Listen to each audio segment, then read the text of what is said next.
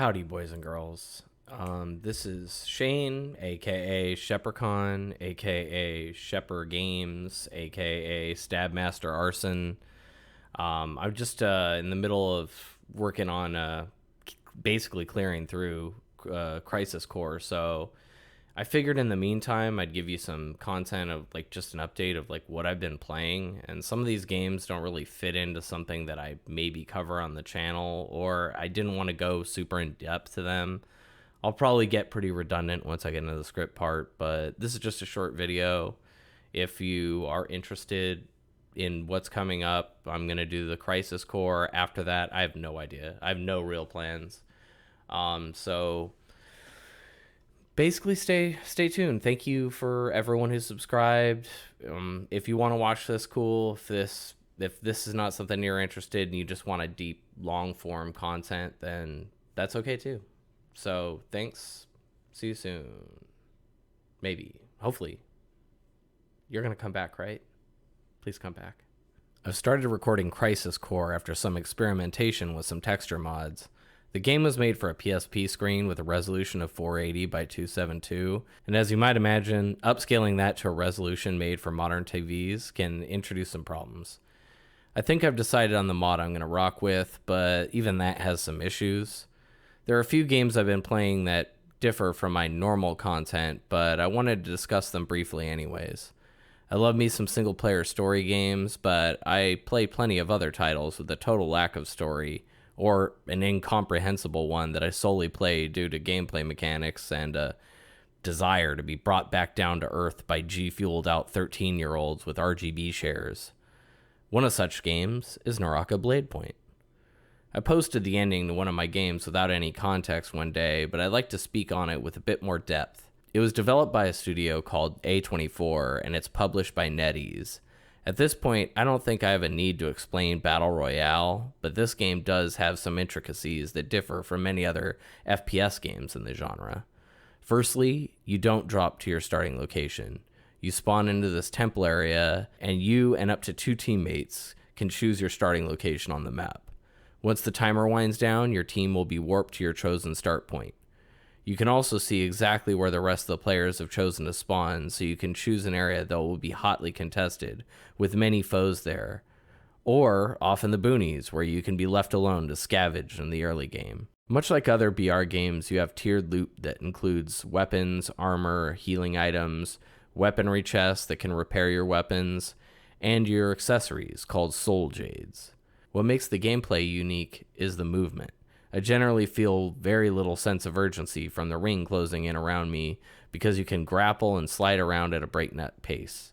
High-level gameplay in this game showcases a frenetic pace with characters bouncing all over the place. You won't find that here, though, as I'm old and bad. Instead of having ammo you need to replenish like in an FPS game, your weapons have durability ratings. Higher tier weapons have higher tier durability and can sustain multiple fights, where common white weapons will likely last one fight at the most before having to be repaired by the aforementioned weaponry chests. The tutorials in this game are really excellent and show off the basics. Your first couple games will make you feel like a god. You're placed in matches entirely filled with bots, and they are not the best bots either. It truly is probably for the best because you likely will not understand the mechanics of the game yet, but you will quickly realize the AI deficiencies.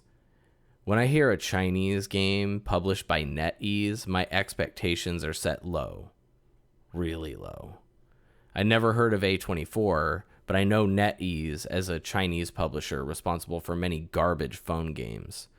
Some of that's here. The main menu can be reminiscent of a Vegas casino with explosions of colors as you unlock rewards and 45 different tabs. My buddy Nick enjoys the gameplay, but after a couple weeks he still has no idea how half the menus even function. He doesn't even care to try and learn, and I frankly don't blame him. I'll get back to the menus though. The roster has a healthy amount of characters to choose from. Each character has a unique ability and a unique ultimate ability. The cooldowns for the standard ability are pretty brief, usually, but their ultimates take a fairly long time to build up. The combat is a sort of rock, paper, scissors formula. You have a standard horizontal and vertical strikes, which can be comboed. With most weapons, after the third attack, you will perform a blue focus strike. You may also hold an attack to build to a focus strike from Jump Street, but focus attacks may be parried with a well-timed block, which causes you to glow red. So basically, red parry beats a blue focus strike. Blue focus strike beats a basic attack, and a basic attack beats a red parry. I tried to elegantly state this, but after some consideration, this summation was the best I could muster. When you combine this fast-paced combat with advanced movement and grappling hooks, this game could be very frantic, and I love it. The grappling hooks are so satisfying, and they too must be found and stored in your inventory. They are plentiful in the map, but they take up precious inventory space, so holding 24 grappling hooks means you have tons of movement at your fingertips, but has less room for healing items and weaponry crates. I have not spoken about my favorite feature of Naraka yet, proximity chat.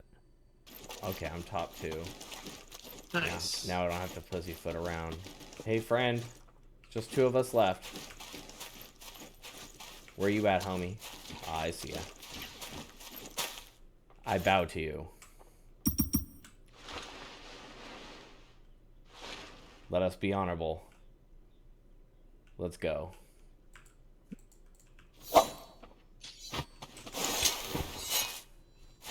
My bad. Get ready. Let us go. Let's go.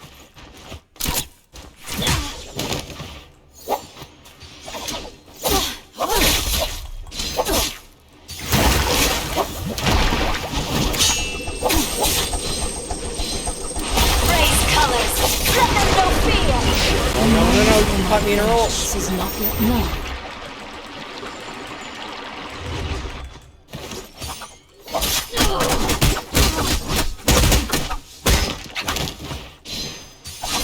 Back to your filthy soil. Oh, you're nasty. You're nasty. GG's. I do not know why every multiplayer game doesn't feature this. Okay, maybe I do. I've been on the internet. It's toxic out there. But man, I've gotten so many laughs calling out to players around me. Yes, I am Drowning Hero's bodyguard. Feel me. Feel me as I defend him from behind. You mean what? Oh, what? Fuck. Hey, that's rude. I told you I was defending him. Oh, I'm dead. I got out of hand so quickly. Yeah. I probably should have used my Arnold voice in Prox chat. Shadow spreads. When I play this game in solos, I find myself walking around goading people into fights. I wish I was recording, but one time I could hear someone on the roofs near me, and I started calling out, "Hey, I'm in the courtyard, friend. Let's do some battle." And then eventually it turned into me going, "Come on, kill me," you know, that kind of stuff. The guy eventually responded with, "No, that's all right. I am a conscientious objector." I was giggling for minutes. I'm definitely a flan. Now it's time to get to the slightly awkward part of this discussion. Let's talk about the monetization and the menus of this game. I've been playing this game on PC Game Pass. I did not pay for this game, but on Steam, or not in the Xbox Game Pass service, the game retails for $20. Before I get into the wild-ass menus, let me say that even at $20 dues, this game is certainly worth it to me personally, but the menus remind me of the most intimidating free-to-play games. You start off with only half the roster of characters unlocked, and you have multiple currencies including gold, Tay, and spectral silk. There are other items that can be redeemed during events like the melons and sun hats that I will soon address. The menu has sub-menus galore, and it quickly intimidated me. But I have to say that you can gain the Tay and spectral silk very quickly. Every game seems to gain you something.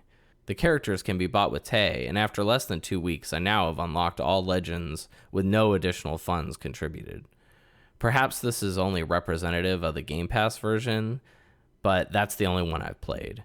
I recorded myself going through the menus after just 3 games one day, and I want you to go on the journey with me.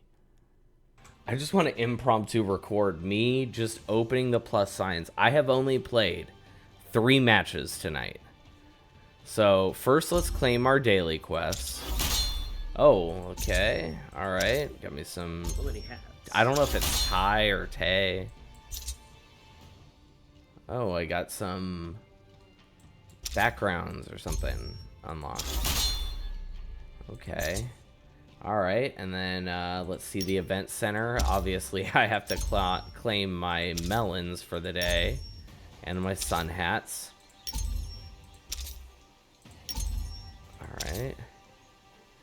And then, okay.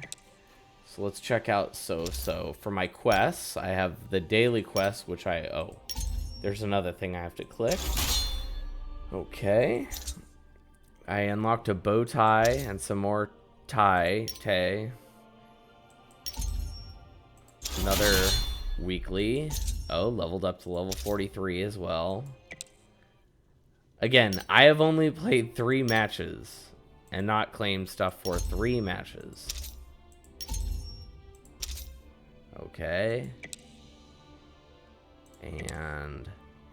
oh, I missed something in the battle pass. Oh, I gotta claim my battle pass winnings. Okay, let's inventory. Oh, that's the new melons and the new sun hats I got. I got new glyphs. Each character has all these glyphs you can go through. And like... so this one reduces the amount of energy required to dodge or increases grappling hook speed. I'm going with energy. You could do that for that. You saw that sphere grid. There's a shit ton of stuff there. Not find a better warrior. Oh, let's check out cultivation. Okay, so I have to use Mythic Grab once. Did that. Use Demonic Aid once. Play 3 matches of survival mode. Now you get to level up to level 2. Look at how insane this menu is. Oh, Mythic Grab, defend. Okay, I'm getting too caught up in the wind here. Okay. And each time you level up, you get this insane illustration for every character, every level. Look how sick that is. Look how much detail that is. It's amazing. Okay, but now Smart beginnings. I unlocked something for her. Oh, the background cards. Right now I have bamboo. Okay, come on. You gotta go with the cherry blossoms, though. Oh, that inner voice telling you to pick me? Oh, he's got new... yeah, so now I unlocked the abilities for him.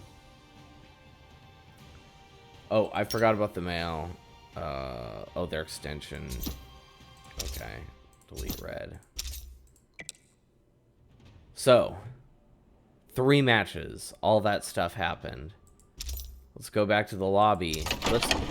This is what it looks like when you open a treasure chest inside Naraka Bladepoint. I feel like I'm in Vegas at a slot machine. Oh, okay. It's an alright outfit.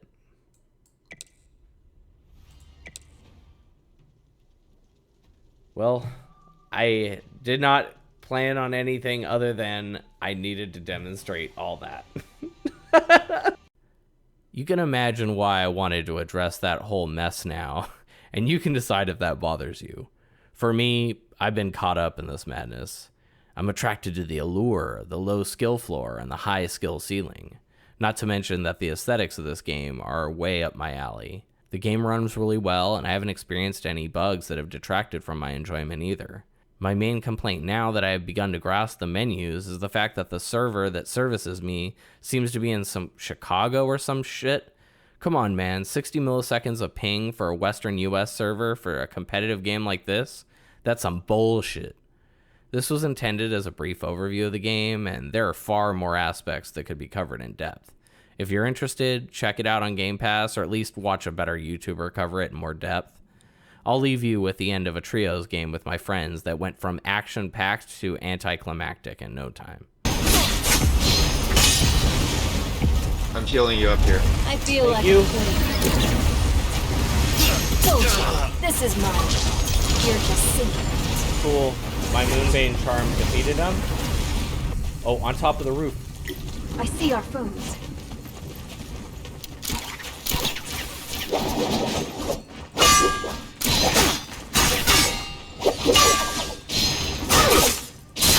Shadow will soon. The wind screams. Shame. I thought you'd be more interesting.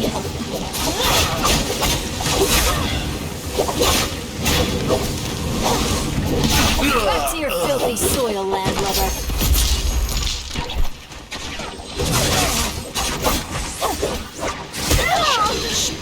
Anchors away.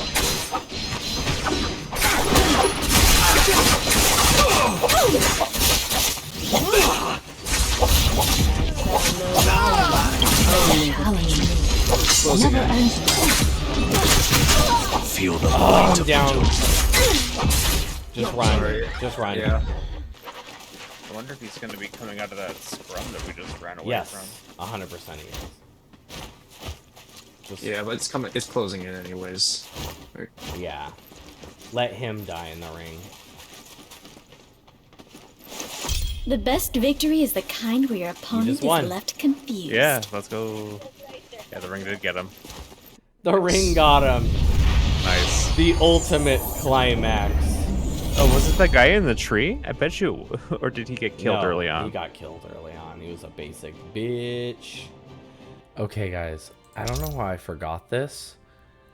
I have no idea how I forget to mention this. But there is an intimacy level system when you play with your friends.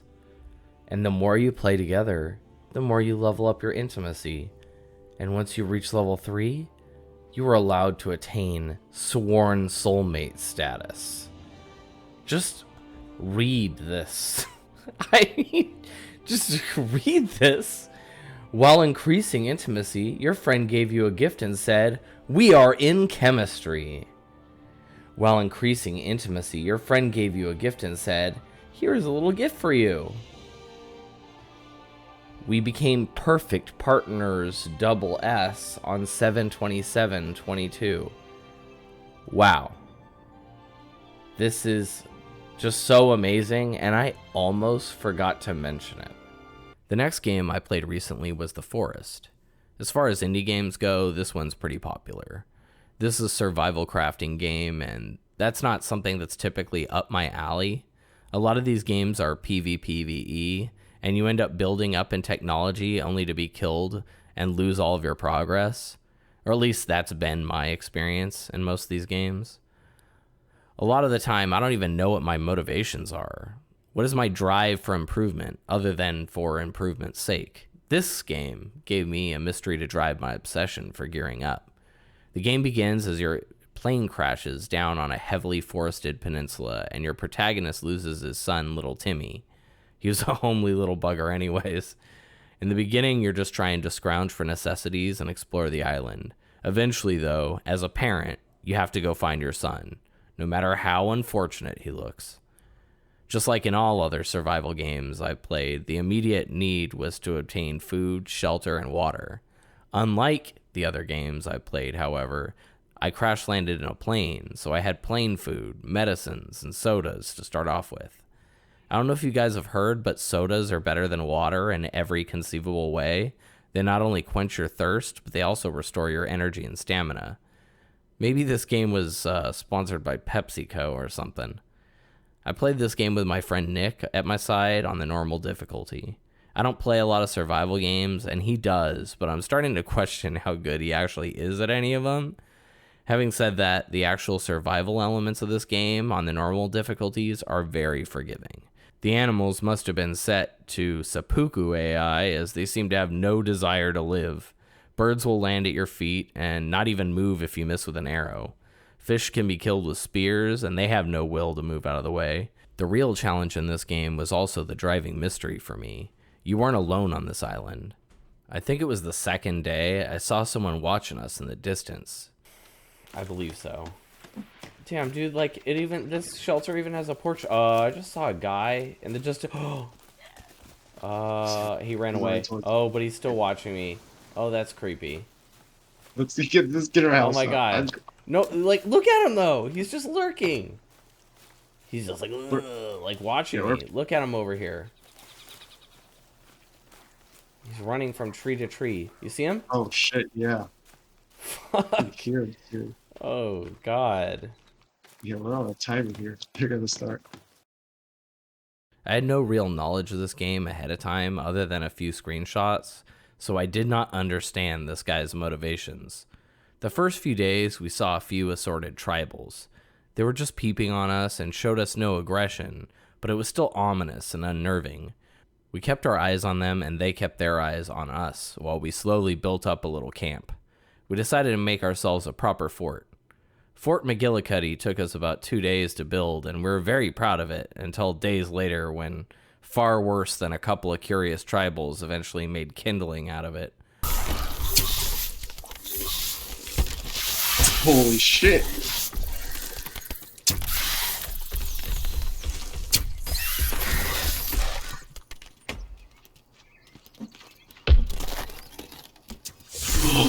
I'm down. I'm dead. I am dead. For now, though, our basic needs were met, so we started exploring and found a cave. We did not know it at the time, but this entire peninsula is covered with an interconnecting cave system. This first cave had a body in it. At the original plane crash, you can find a passenger manifest, and during your explorations, you could check off these bodies that will be found all over the place. What is this peninsula? Where is little Timmy? You will continually find new things that only add questions to your list. These caves are dark, realistically dark.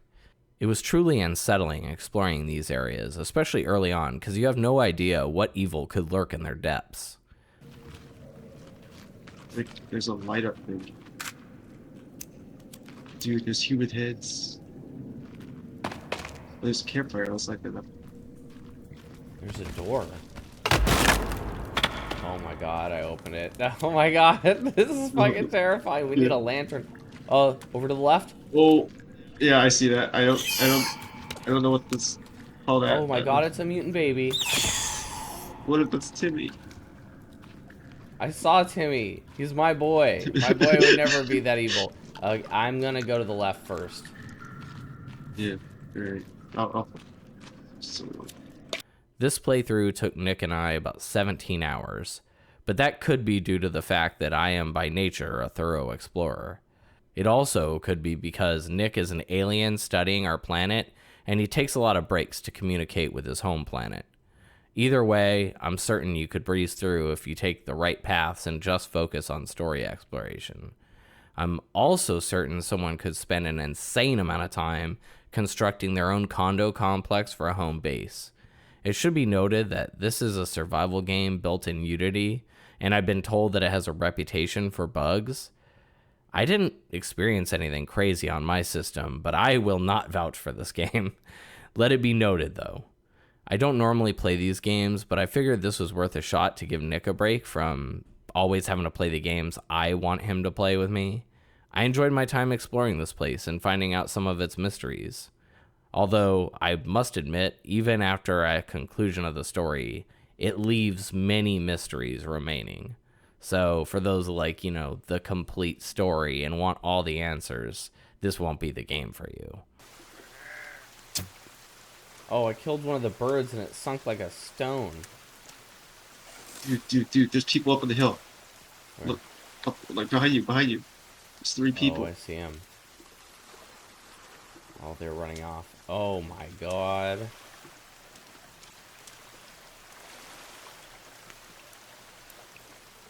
Oh, you can drink this water.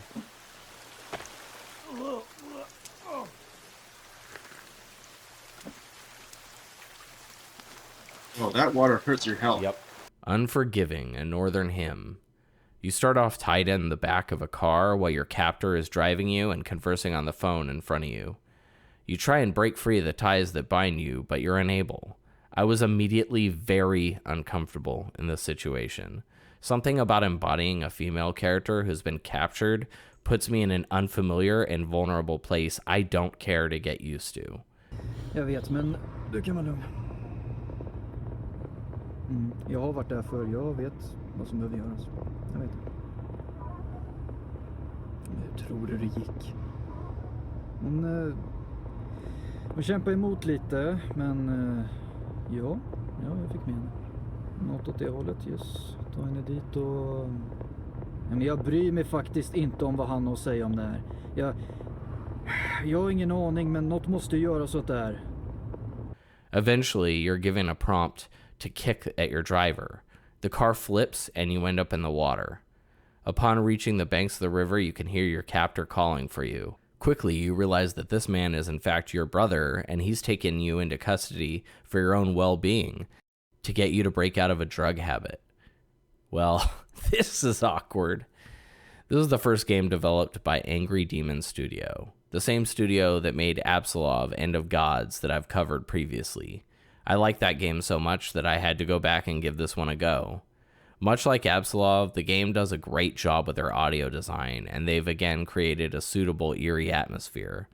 This game started as a student project, and on a graphical level, it's clearly more primitive, especially when it comes to the character models. However, they did well to hide their limitations, and the game is generally shrouded in darkness. Unlike Absolov, the voice dialogue is done in Swedish instead of having a native Swedish speaker speaking in English. I found the English dialogue in Absolov charming, and my opinion has not changed there. However, I will say that by using Swedish with English subtitles, the characters sound very natural, and I enjoyed the voice work very much. Lukas, vänta. Förlåt att det blev så här. Jag vaknade och jag visste inte vart jag var. Jag blev så rädd och allt bara hände så fort. Och... Jag vet inte heller.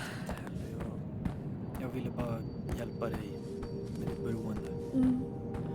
Ja, först måste vi ta oss ur den här skogen, sen... vi får prata om det när vi kommer hem. Okej. Eventually, the brother and the sister split up at the river, and you're left alone. The deeper into the forest you delve, the more mythological sights there are to see. This game was heavily inspired by Swedish folklore and Norse mythology. The music is again more ambient fare to go along with the sounds of a one-armed troll stomping around nearby. You'll hear a single key from a piano sting or high-pitched strings being shrilly plucked while the diegetic noises of the game seem to be amplified behind them. It's good sound.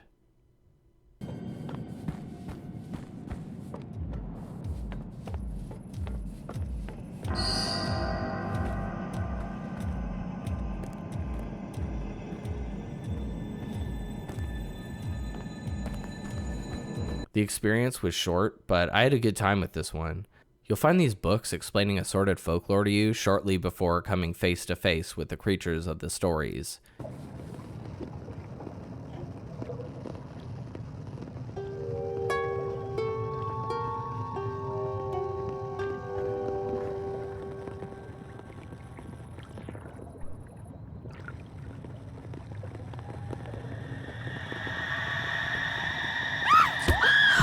It's much like many other indie games that I have played, but the setting gives a spin that makes it feel very unique. The ending to our story was interesting, and I generally wanted to acknowledge it as I've become a fan of the studio now.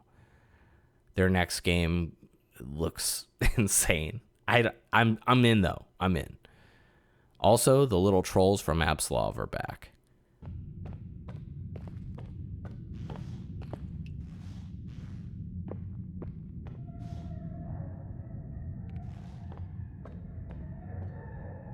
I bought this game on sale, and at that rate, I find this to be an easy recommend for all but the sternest haters of adventure games.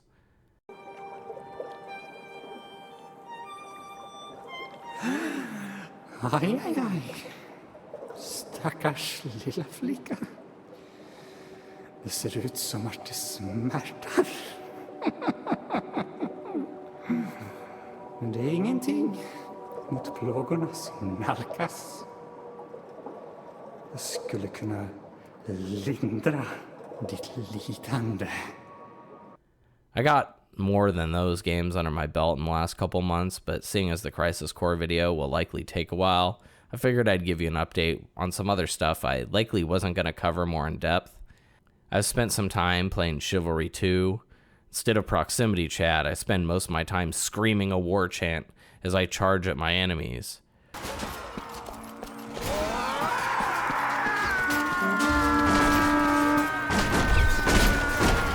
I also, as always, am still grinding out some Rainbow Six Siege. That one is my white whale. I do a lot better discussing story than I do at discussing gameplay mechanics, and Siege is one game with a shit ton of mechanics. I want to do a video someday on what the hell is Rainbow Six Siege or something, but I just don't have the faintest idea of where to even start with that one. Thanks for stopping by. I'll have a more in-depth video probably next, but it's going to take me a minute. Just grinding through Crisis Core is actually taking me surprisingly longer than I expected. And figuring out how I was going to play it was, kind of a bear.